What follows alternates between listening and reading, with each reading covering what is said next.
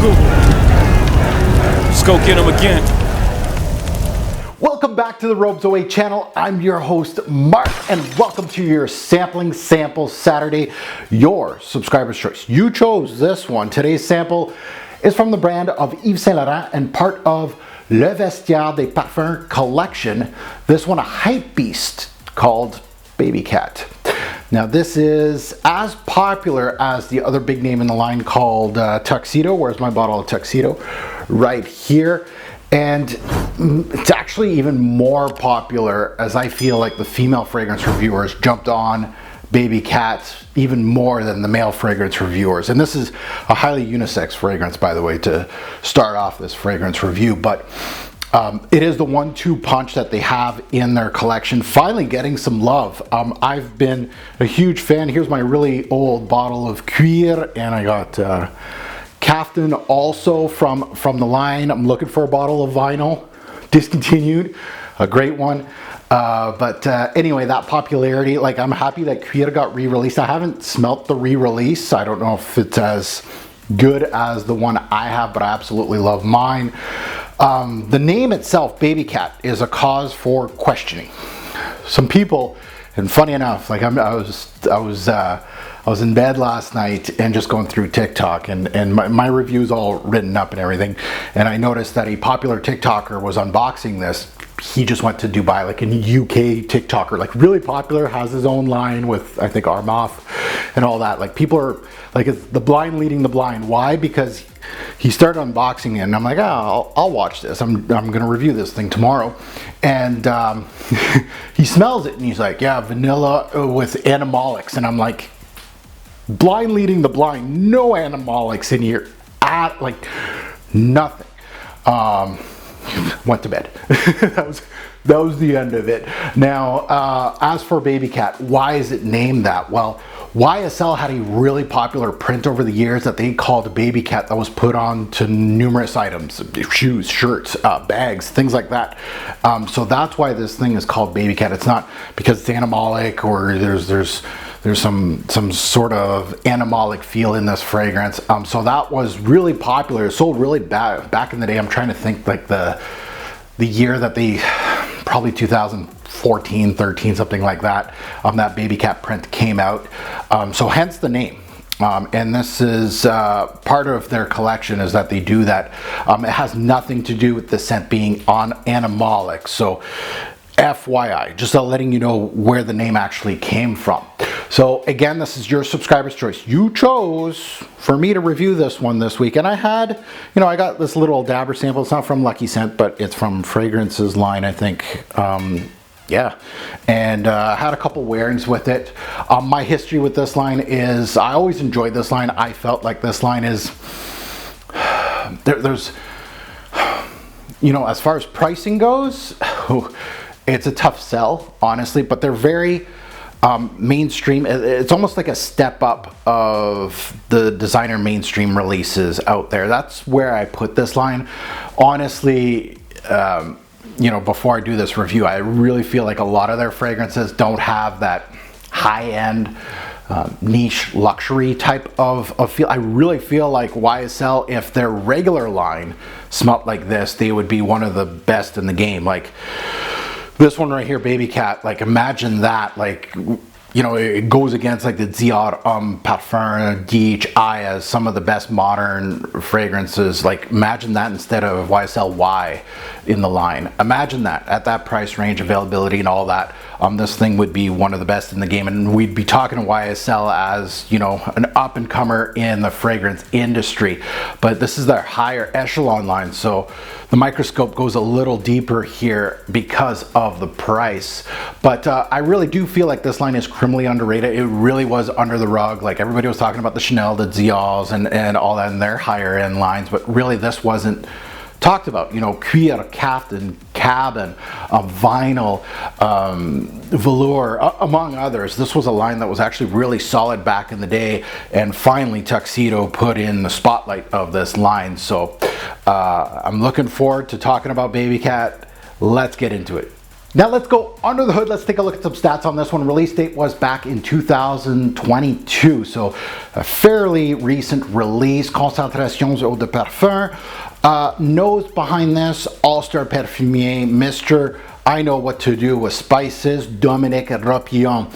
And the one thing that a lot of reviewers I feel are missing in this release is they're all talking about the vanilla quality and the resins in here, which of course you should be, but how the spices were utilized. Rapillon, that is his bread and butter, and he did a fantastic job with the spices in here, which I come to expect. Notes, the big notes in this fragrance, at least the ones that I feel like they stand out in this release. We're going to start off with a spice. Saffron, really well done in here. Multiple spices are well done, but I have to pick one. Saffron's the one. Vanilla, of course, this is a vanilla base. It's a vanilla based fragrance. So that is for the 120th time, it's popular in perfumery again. And suede in the back end of this release. So vanilla and suede is not a new idea, honestly. So, you know, how he did this to make it as popular as it is, really interesting. We are going to finish off my little sample here. I am wearing it as of today. It is my scent of the day today, but I am going to drain this little sample on my skin here to remind me of this introduction. So let's throw the little sample away. And so very very people-pleasing off the top.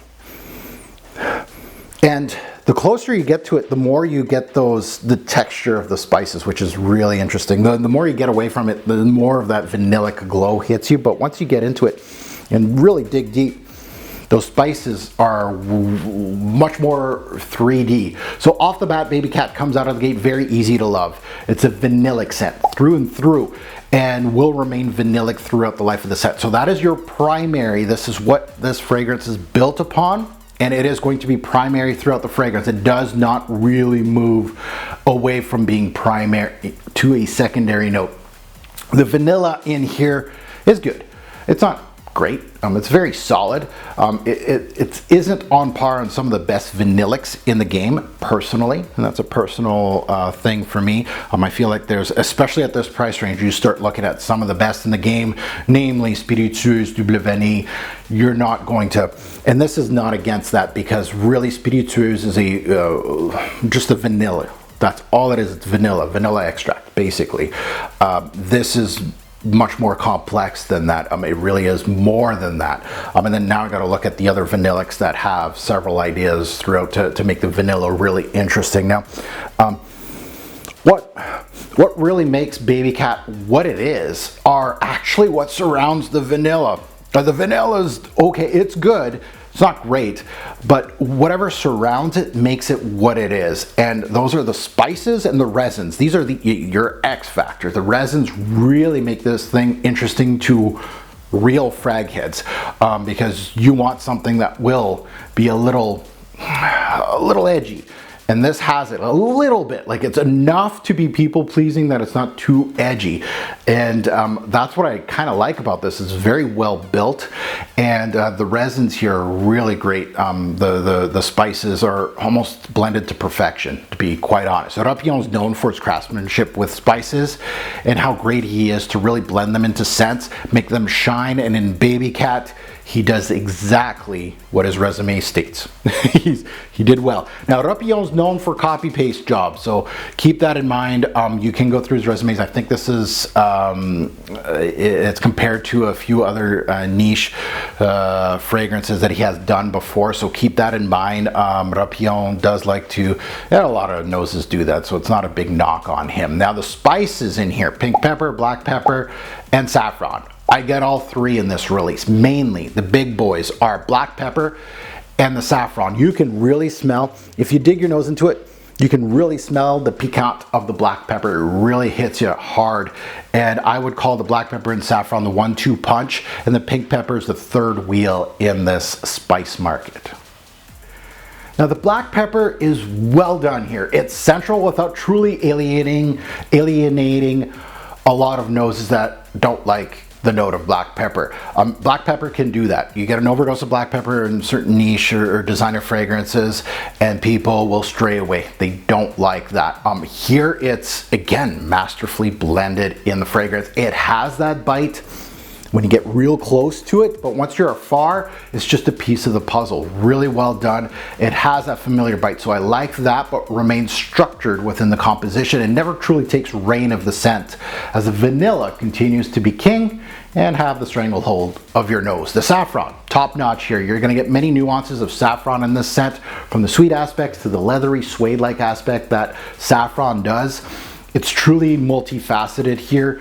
Funny enough, people would look at the note breakdown of this and see, oh, suede, vanilla, and incense, and get all excited about these notes, which are all fantastic in this release. But I got excited seeing a trifecta of spices in this release, knowing who the nose was and who was crafting this thing. I'm like, is he going to really put his magic and his stamp on Babycat? And he did. He did not disappoint here. Now the resins join the party here. So now you got vanilla, you got spices, and you got resins. They all have, in this introduction, I would say spices, vanilla come in at the same time, and then the resins come in a little later. They join the party and give the scent an ambery glow. So now that's where a lot of people absolutely love this. Amber, vanillic fragrances are really big these days, and you're going to continue to get that throughout the scent. It never really goes away.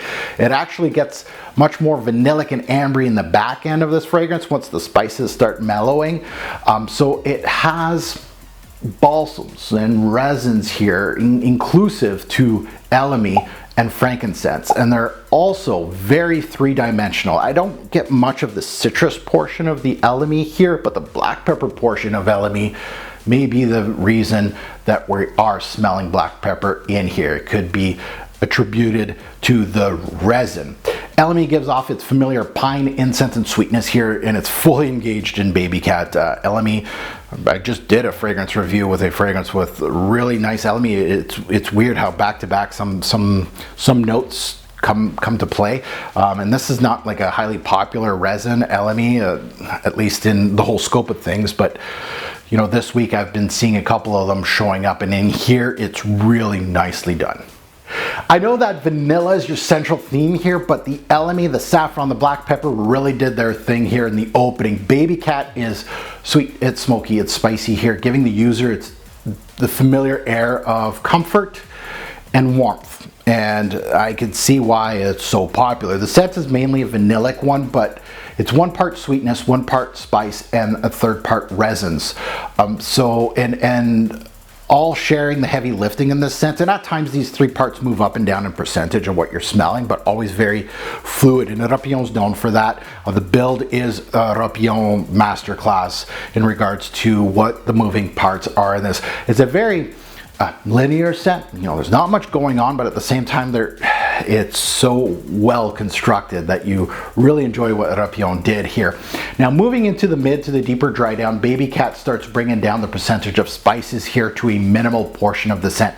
Still there, still giving, you know, some depth to the fragrance, and it gives a lot of that percentage to other things, but also the vanillic quality comes up a little bit more. Once the spice takes kind of like a little step back, the suede takes that role, runs with it with the vanilla and the resins. The suede is not a leather. You're not going to get anything rough and tumble here from the suede. It's a soft suede, and it plays well with vanilla, as it has in a lot of fragrances and perfumery for many, many years. It's not a new idea per se. The incense itself comes and goes, but I wouldn't say this scent is overly smoky for me, but it does have its portions that it does have a little bit of that smoke, but it really isn't. I don't want to say it's not central, because it is a big part of the resinous, balmy quality in this release. It's all very pleasant, easy to wear. The harder notes never really show much of their edges unless you're really looking for them, like the pepper and the resins, but they show just enough to please an established nose like mine.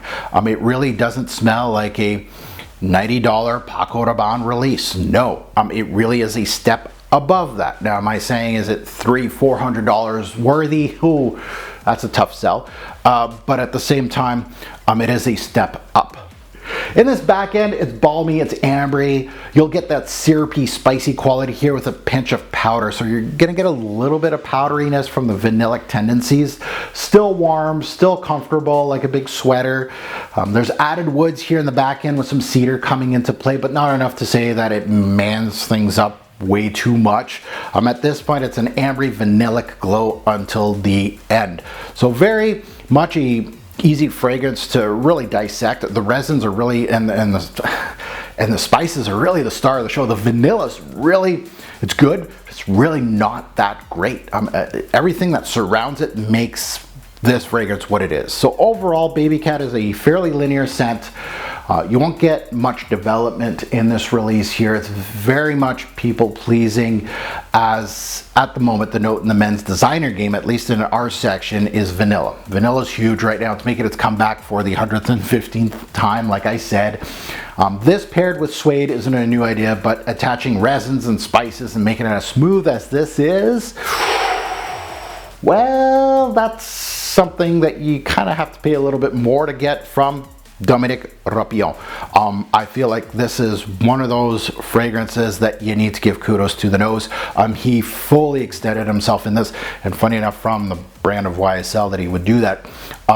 Very much a good balance of, you know, mainstream, you know, people pleasing, that, you know, the new noses out there will be like, I like this, I want to buy this, this is really great, and that's why it has so much hype. But established nose, if you don't have your nose in the air thinking, you know, the old Babycat, I'm not going to buy that, that's a, you know, hype beast.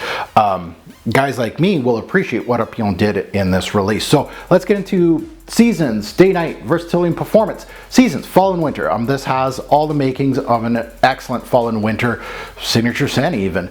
Day or night, I feel like it's better for night. But again, there's nothing wrong wearing this casually during the day, things like that. Versatility, very much unisex. First of all, a lot of women in the fragrance reviewing game love this, but the men out there, don't be scared. This is very much a unisex fragrance. Versatility for it.